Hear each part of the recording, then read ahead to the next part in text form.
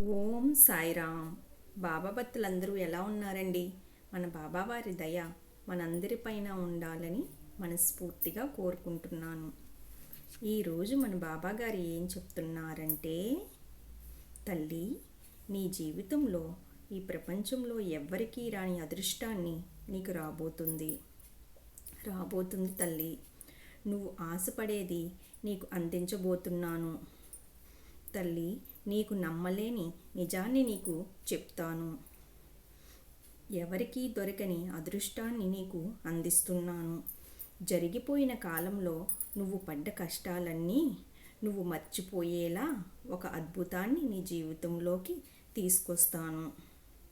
నీ మనసు ఆశ్చర్యం కలిగేటట్టు చేస్తాను. వింటున్నావా తల్లి?